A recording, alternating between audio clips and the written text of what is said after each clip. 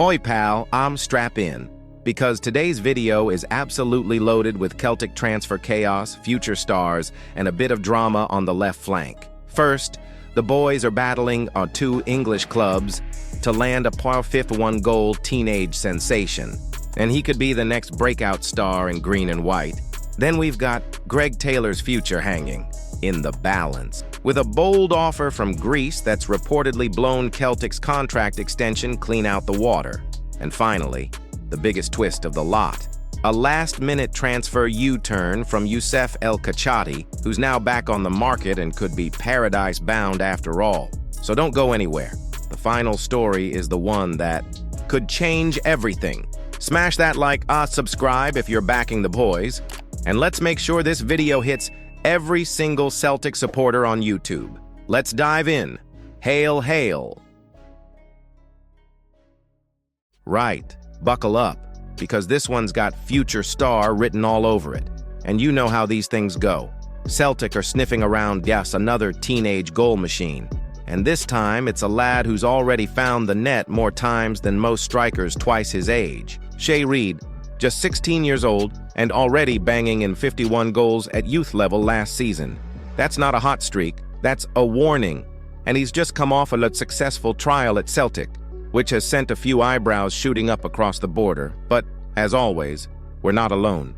Preston North End, Wrexham, and even Aberdeen are all keeping tabs, and the boys might face a real scrap if they want to land him permanently. But you know how it works. If you've got the right setup, the right track record, and a manager like Brendan Rodgers who's shown he's willing to actually play young talent, well, that makes all the difference. Let's not forget, the pathway is there. You've seen it with Johnny Kenny.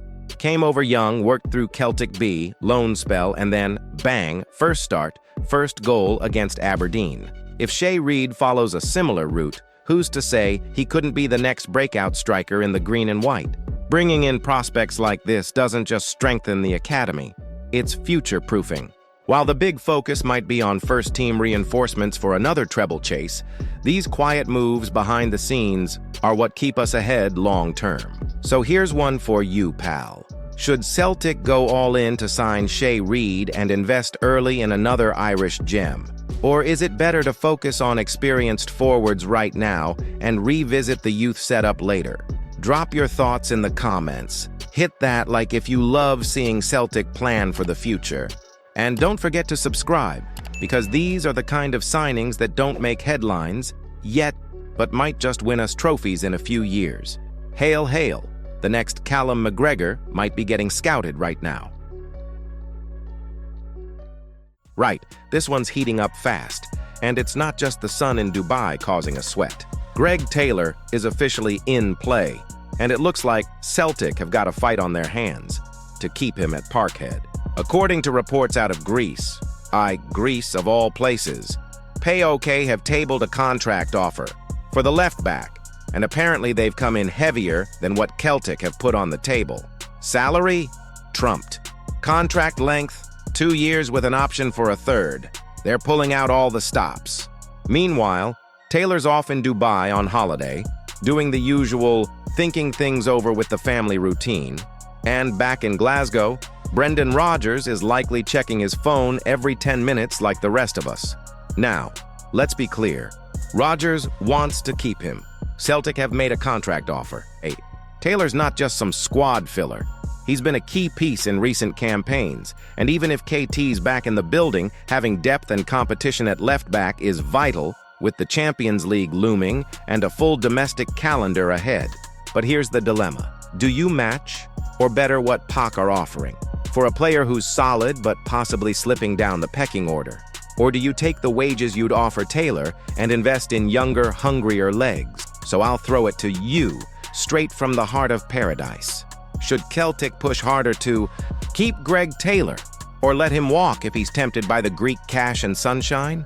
Drop your take in the comments. Hit that like if you've got contract anxiety already, and make sure you subscribe, because the left-back drama is just getting started. Hail, hail. Well now, this transfer tale's taken a wee twist, and it could be very good news for Celtic. Youssef El Kachati, The Dutch striker, who's been banging in goals for fun, and 25 of them last season, by the way, has reportedly pulled a dramatic U-turn on his next move. He looked all set to join Hannover 96 in Germany, with even a verbal agreement reported by their sporting director, and then, bang, the brakes are on. Now the rumor is El Kachati wants top-flight football, and that puts Celtic, who've been tracking him already, right back in the mix. We're talking about a 25-year-old forward, available on a free transfer at the end of this month, who just fired his club into the Eredivisie through the playoffs.